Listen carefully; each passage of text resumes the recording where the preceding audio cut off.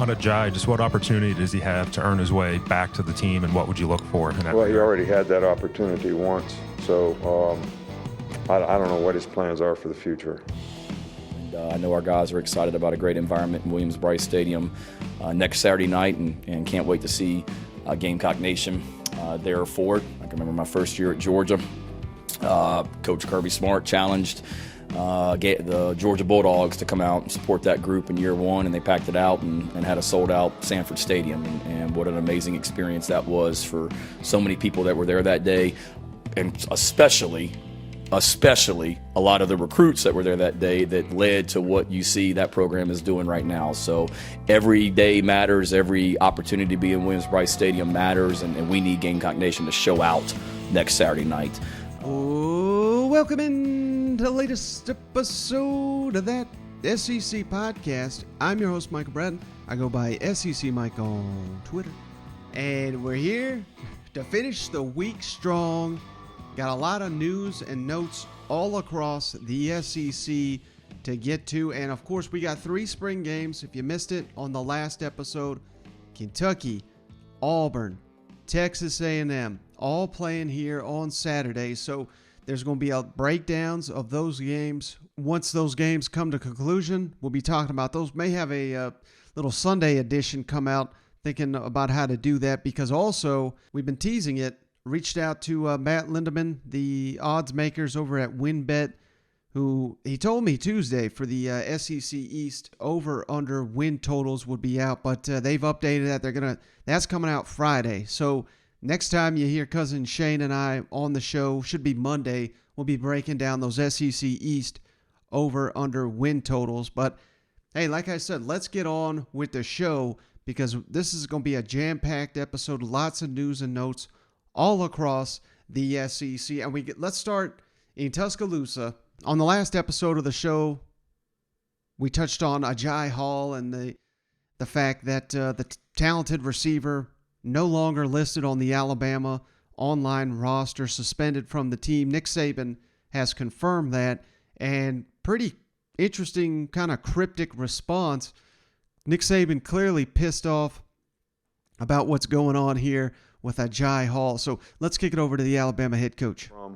I know you probably asked me about Agiye Hall. He is suspended from the team for, violations of some, team rules, whether they're, academic or whatever. It doesn't really matter. Everybody has a responsibility and obligation to respect the principles and values and do what they need to do they're all there to help them be more successful. So to respect those and do those is always really helpful. On Agiye, just what opportunity does he have to earn his way back to the team, and what would you look for in that Well, he regard? already had that opportunity once, so I don't know what his plans are for the future. All right, so it's kind of, based on these comments, it doesn't sound like Agiye Hall's got much of a future in Tuscaloosa. He may be, if he still is on the team, hanging by a thread.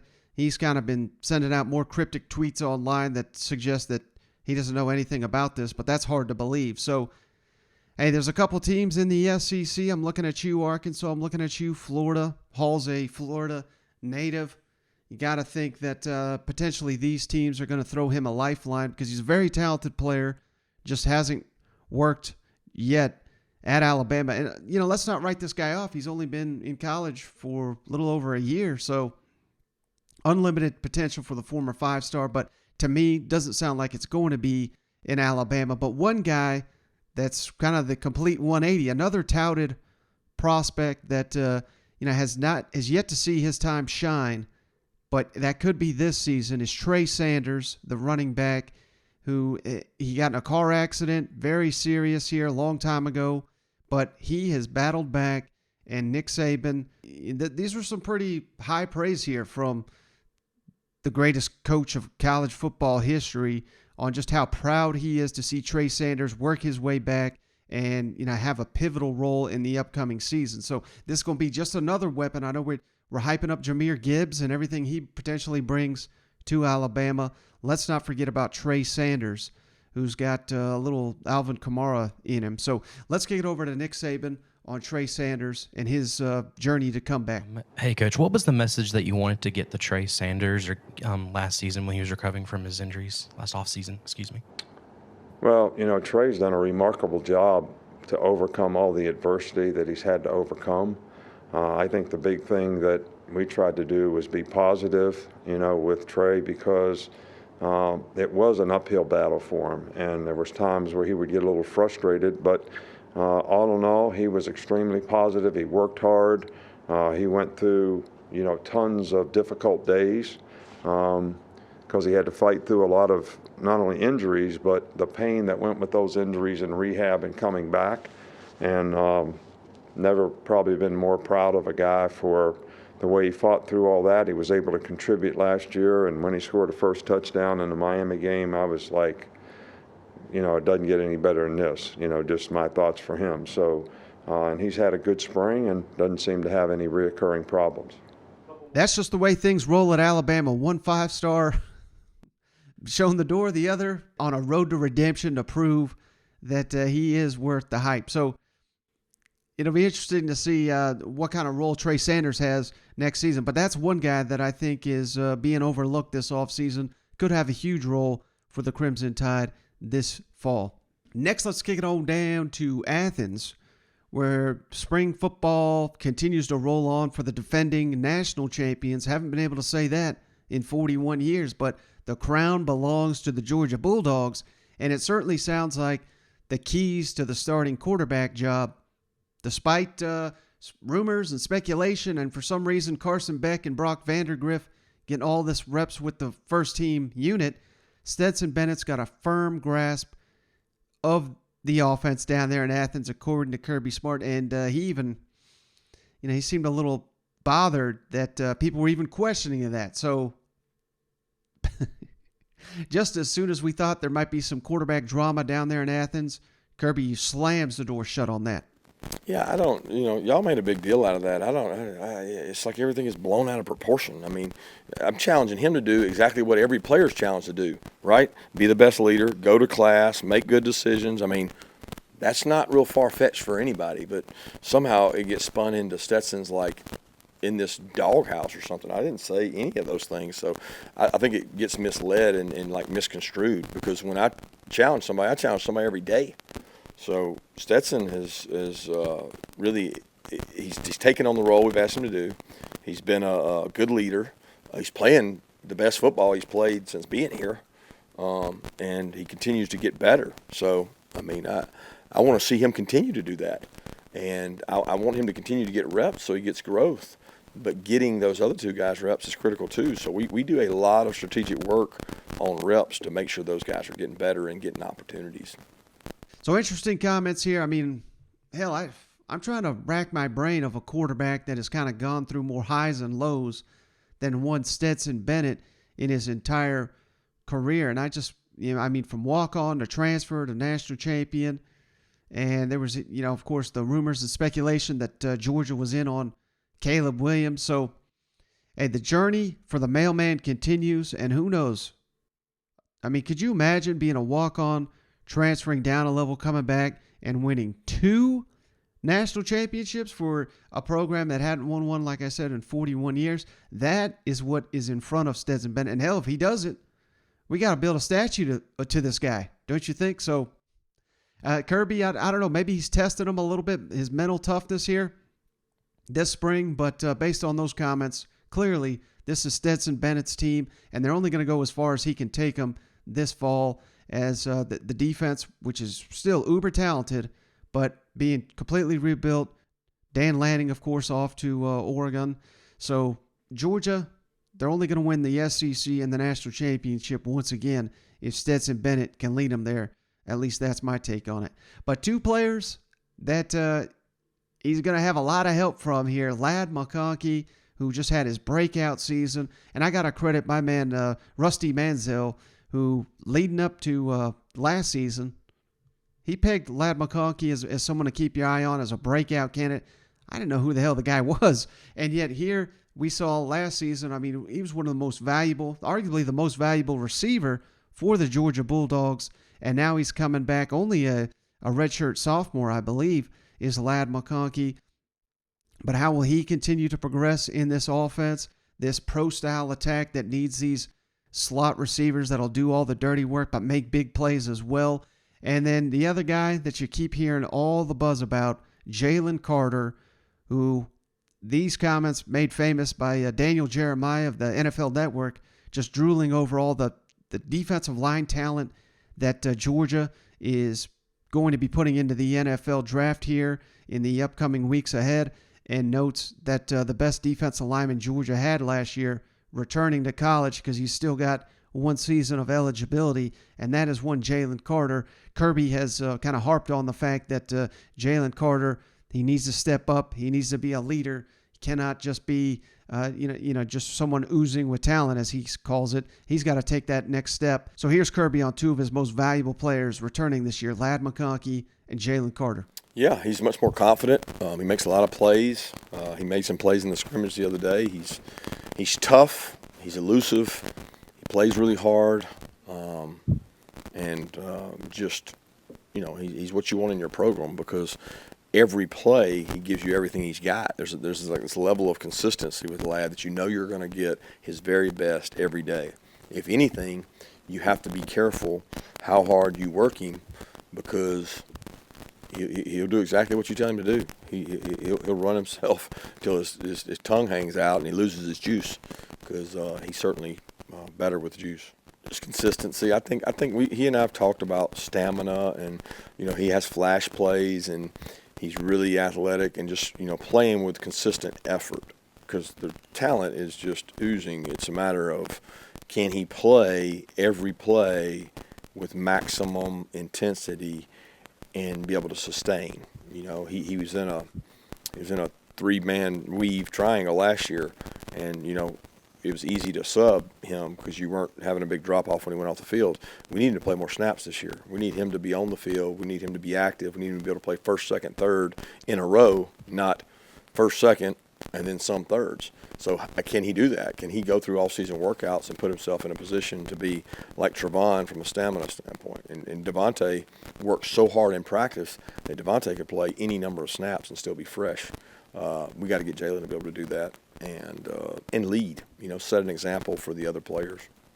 But next on the docket here, let's kick it on down to Columbia, where the Gamecocks, a little over a week away from their spring game, and man, Shane Beamer, he's a good coach and a great recruiter, but he may be an even better cheerleader. I mean, this guy knows how to rally this fan base, and make no mistake, some people roll their eyes at that stuff. You cannot win at an elite level in college football unless you can get everybody in that fan base, in that building, in that whole department pulling in the right direction. Shane Beamer's managed to do that from day one. And I just thought this was pretty wild, him coming out here. And this is not the first time he's done it, and the fans have responded each time when he's challenged them to come out and support the team. And he does it once again here for the upcoming spring game, which should be one of the more interesting ones in the SEC this season. And I know our guys are excited about a great environment in Williams-Brice Stadium next Saturday night, and can't wait to see Gamecock Nation there for it. I can remember my first year at Georgia. Coach Kirby Smart challenged the Georgia Bulldogs to come out and support that group in year one, and they packed it out and had a sold-out Sanford Stadium. And what an amazing experience that was for so many people that were there that day, and especially a lot of the recruits that were there that day that led to what you see that program is doing right now. So every day matters. Every opportunity to be in Williams-Brice Stadium matters, and we need Gamecock Nation to show out next Saturday night. But, of course, that's not all Shane Beamer had to offer up during his latest media availability. They just had their first scrimmage of the spring down there in Columbia. And who's the guy that everybody wants to know about? Spencer Rattler. How's he looking as he transitions to Marcus Satterfield's system? They're trying to surround this guy with all kinds of talent.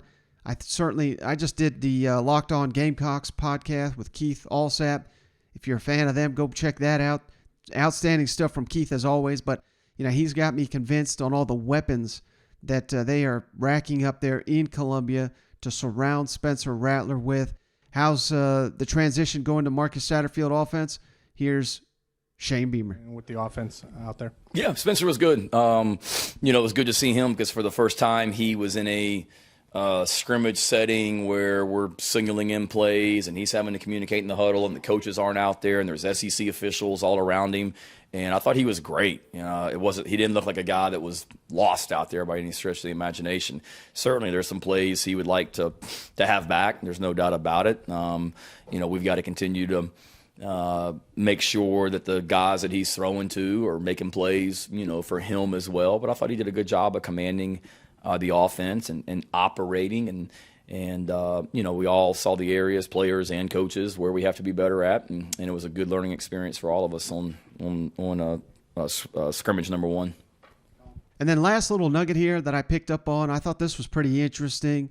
A player ready to emerge, one guy that redshirt freshman here, defensive lineman TJ Sanders, someone that really caught Shane Beamer's eye last season. The Gamecocks pretty loaded on that defensive line last season, so TJ started the year on scout team. Now he's going to have to step up and play a factor, I would think, for the Gamecocks and hopefully shore up that run defense this season. Shane Beamer, very high on Mr. TJ Sanders, the young defensive lineman down there in Columbia. TJ Sanders has gotten a lot of praise from a lot of coaches and players through this, spring ball. What have you seen from him in terms of growth from the time he got here to what you're seeing now? Yeah, I've been buying stock in TJ since like mid-October of last year because I saw what he did on the scout team all last season to the point where late in the year, those defensive coaches will tell you, I'm like, y'all need to just make sure you go back and watch what TJ Sanders is doing in practice because he's a guy that continues to get better. And he was in practice. He was a bear for our offensive line to try and block in practice.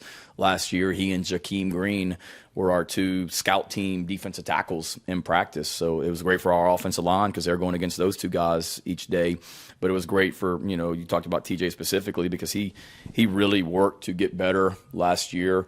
He's had a good winter in the weight room, and he's a guy that continues to impress. I know he had a really good day, last Saturday, and we're trying to find more and more ways to give him opportunities. And he's a great athlete. He'll tell you what a great basketball player he is if you ask him, but he's a really good athlete, and he's twitchy, he's disruptive and strong, and he just loves to compete. He's a guy that he's got great energy out there on the practice field when he's out there.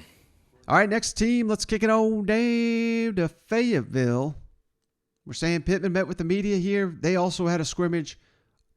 I believe it was over the weekend, but first time Pittman has met with the media since that time.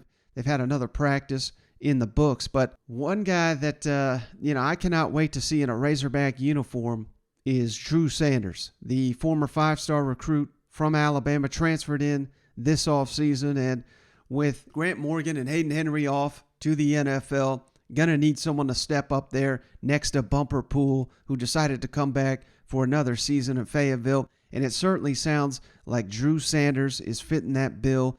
If you think about the secondary that Arkansas is going to have next season, if Drew Sanders comes in here and fills in and solidifies one of those linebacker roles as expected, as he's doing this spring, the back end of that defense is potentially going to be elite for the Arkansas Razorbacks. So let's kick it over here to Sam Pittman on the impact he's seeing from Drew Sanders in his first camp as an Arkansas Razorback. Coach, I'm curious what your impressions have been of Drew Sanders and Bumper playing side by side, and what in particular has caught your eye about Drew this spring. Well, he's instinctive. He can really run. I think he ran under 11 flat 100 meter at, whatever he is. He's big. But he's instinctive. He can run. He kind of fits us. He's tough. Really smart. I really like the kid. I like him a lot. I think he's going to be a really, really good player in this league. And I think Blue Paul's done a nice job too. He got a concussion, but I really like Drew, and it's because of his athletic ability, and he wants to get to the ball. It reminds me a little bit of Bumper. I like those 2 guys playing side by side. So high compliments there from Pittman on Drew Sanders. But the real question that I've got, that all Razorback fans have with this defense, is the defensive line. After losing all 3 starters to the NFL, who's going to step up there? And of course, it was a couple weeks ago, but if you missed it, go back and check out our conversation with John Neighbors, who really harped on the fact that the previous defensive line coach, I mean, my goodness, he didn't even get a 4-star defensive lineman to even visit Arkansas. Not less, of course, they didn't sign any, but you can't sign any if you can't get them to even visit campus and see what they could potentially be getting if they commit to the Arkansas Razorbacks. But now they've got Deke Adams in there, SEC veteran. He's coached some of the best defensive linemen in Mississippi State history, like Jeffrey Simmons. So, there's promise here in Deke Adams. Sounds like Sam Pittman likes what he has in his new defensive line coach. And 2 players that he said is emerging on that defensive line, which Arkansas desperately, desperately needs players to emerge there. Isaiah Nichols and Terrion Carter. If Arkansas can get something out of these guys, and I got faith in Barry Odom and company to get these guys ready to play, because they seemingly do it every year. Just they find these players that no one is expecting much from, and they get incredible performance out of them. Let's kick it over to Sam Pittman one more time on the defensive line, what he's seeing from, in particular, Nichols and Carter stepping up their games. You're going to do more 4-man down. Yeah, that's a little bit that way on the D-line, because we don't have a tremendous amount of numbers. We got spoiled last year because we had 130 kids on the team in spring. And so we're a little down, but we have looked at a little bit more 4-down today. And I liked it. We went inside run, and I thought, the D-line pretty much dominated us down there in that period.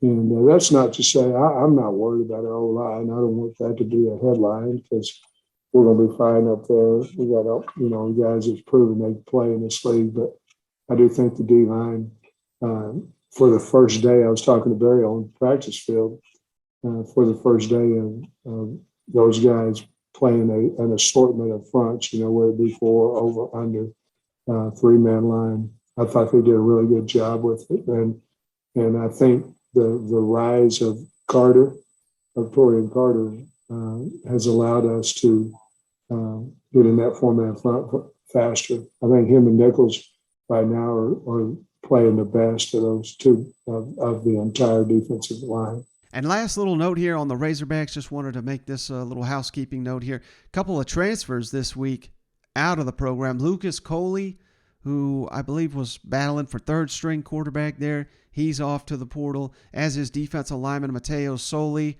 who he started a number of games for the Arkansas Razorbacks, but not a big-time player. So you hate to lose depth on that defensive line, but this may be an indication that the Arkansas Razorbacks are going to be searching for some more help on that defensive line. I know they got Landon Jackson from LSU. He's going to need to step up in a big, big way for the Arkansas Razorbacks this season. He's another one to keep your eye on.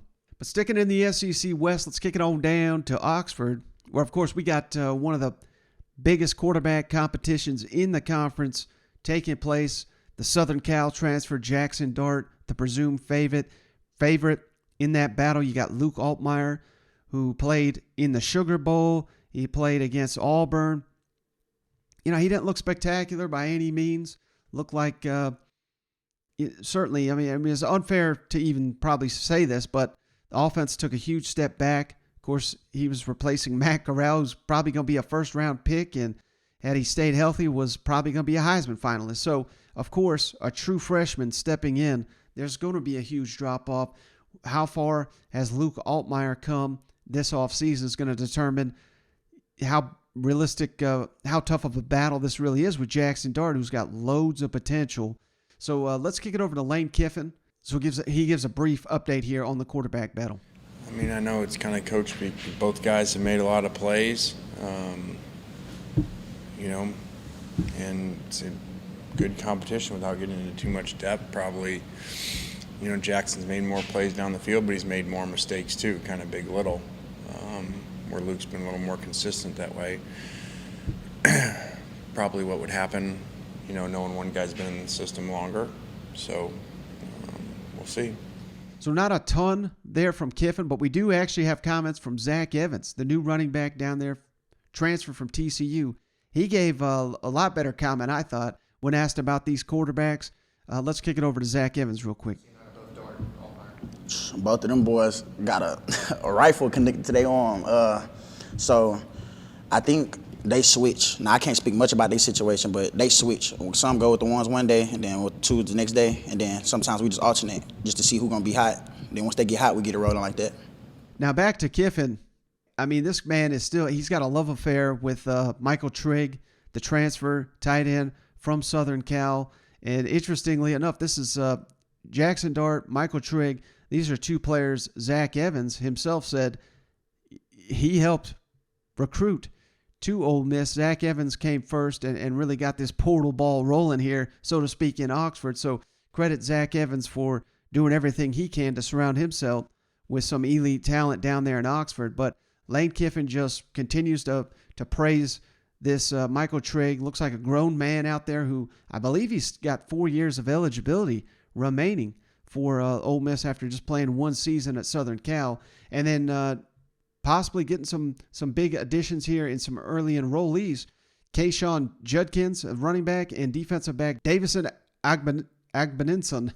I'm sure I butchered that, but both those early enrollees standing out to Lane Kiffin during spring camp. Lane, just in terms of the early enrolled freshmen, it looked like Davison and Judkins were getting some pretty good run. Are those guys who you could see contributing early? I do. I think both those guys have come in with a unique mindset. They don't seem like, remember, these guys are really high school seniors.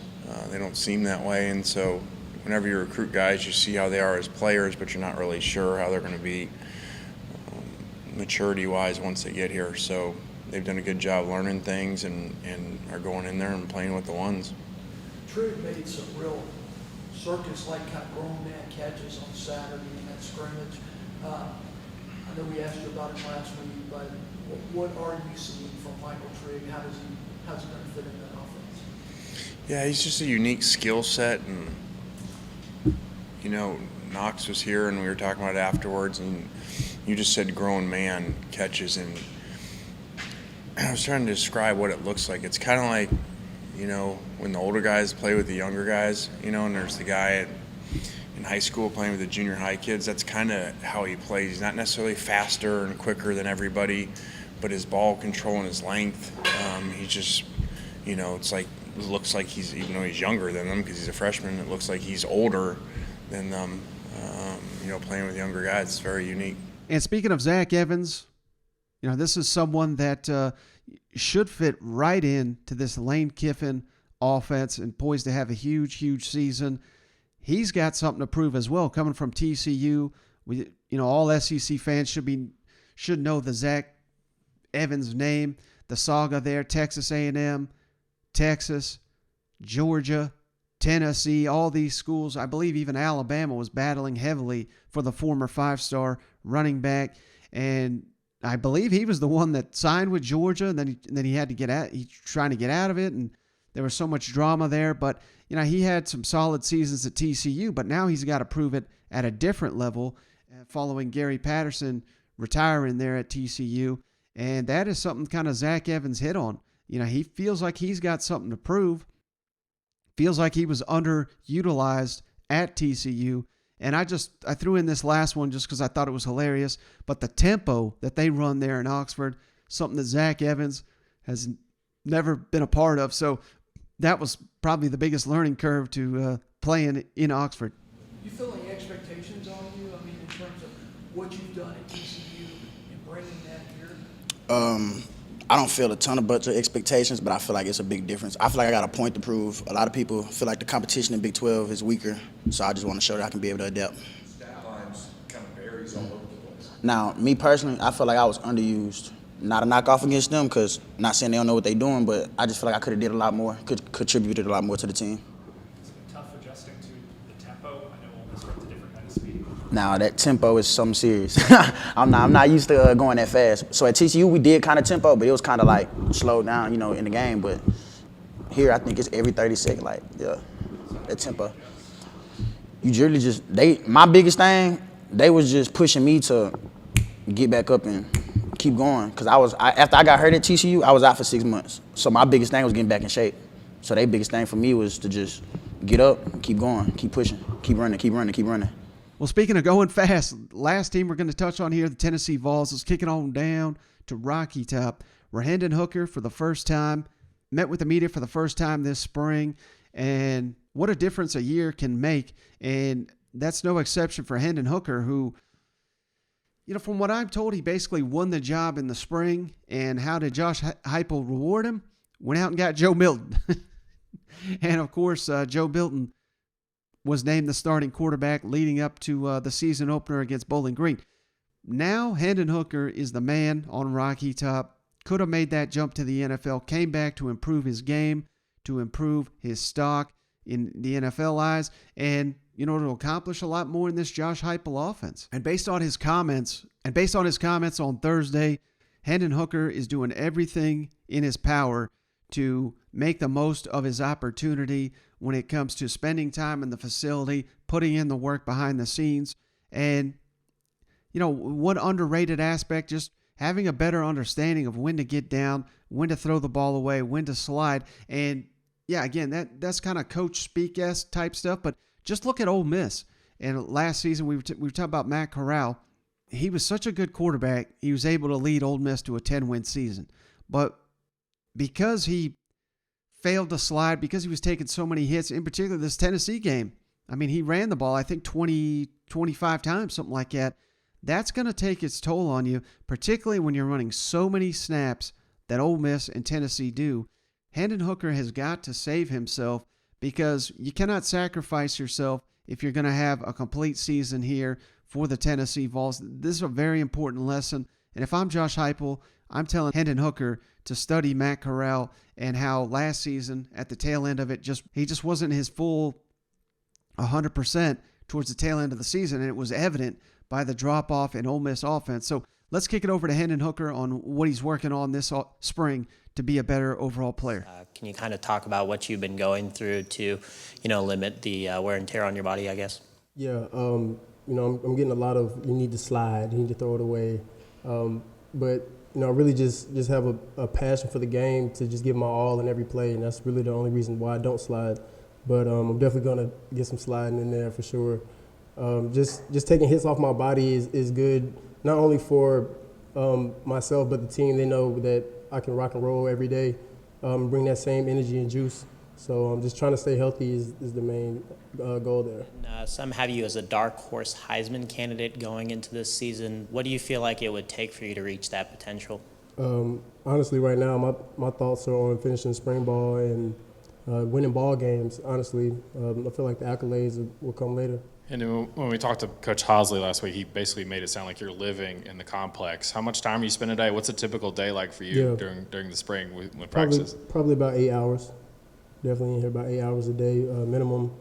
Whether it's me doing recovery work in the training room in the cold tub, or me on the field throwing with guys, or working through footwork, or just simply getting signals just so I can be efficient. And also bringing guys along, just trying to get as many guys as I can in here with me and try to connect with them, not only as a teammate and a brother, but also translating that to on the field things and getting in the film room, watching film with them, seeing what they think and how they visualize different concepts, just talking to the receivers, and also getting in with the O-line, watching film with them, trying to gain their trust and see what they're seeing so I can make calls as they make calls as well.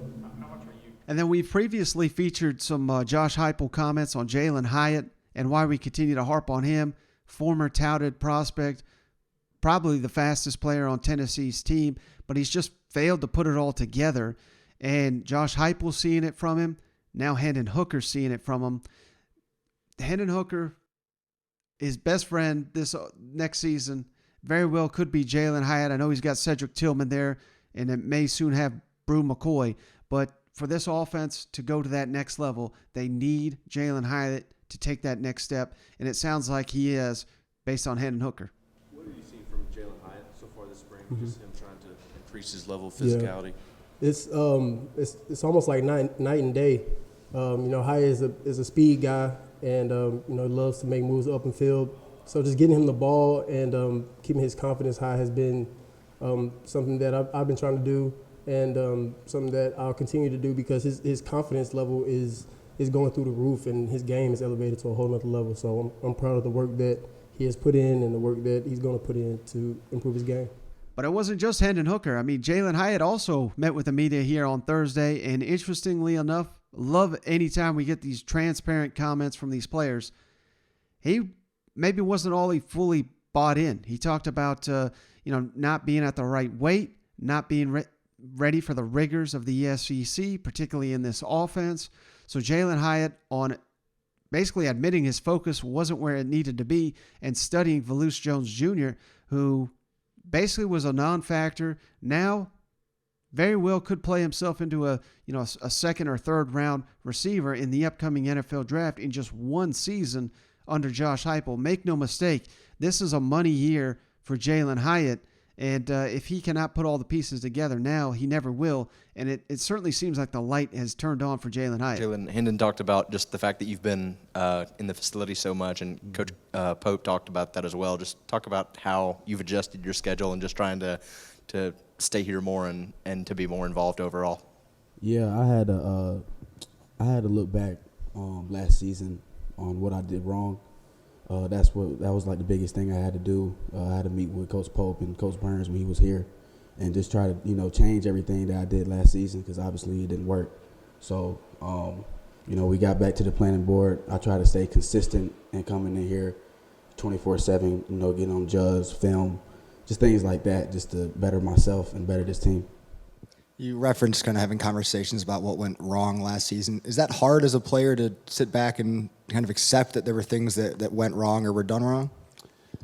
Yeah, it's for an athlete and just a competitor, when you're not out there with your guys every snap or just things like that, it gets to you. And my confidence wasn't where it was at last year.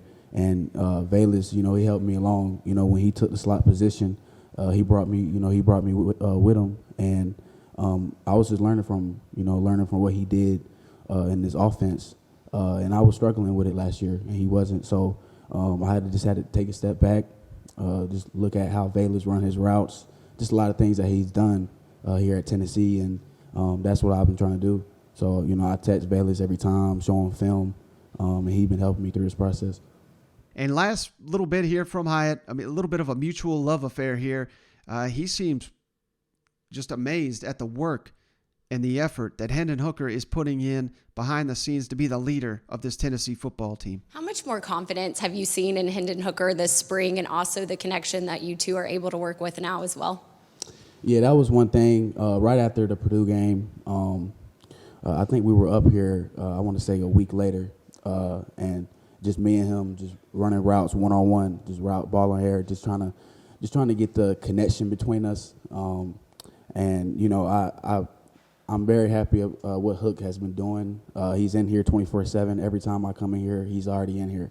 The process that he's taken from year one to year two in his offense is just it surprised me, because he just he wants it very badly. He's aggressive, and that's what I like about him. All right, so hey, that's going to do it for this episode of the show. Wanted to finish the week strong, get you guys one more podcast before the weekend hits. Be on the lookout. Possibly this weekend, may put out an episode on Sunday recapping the Kentucky, Auburn, and Texas A&M spring game. Haven't figured out how I'm going to do that just yet, because Shane and I, again, we're anticipating the SEC East over-under win totals to come out Friday. So that's probably going to be the show topic on Monday. So we're going to try to figure this out, but certainly going to be covering those spring games in some form or fashion. But enjoy the SEC football, soak it in, because once we get this action, we're not getting Kentucky, Texas A&M, or Auburn for months. So soak it up, soak it in, enjoy some SEC football, and we'll catch you on the next one.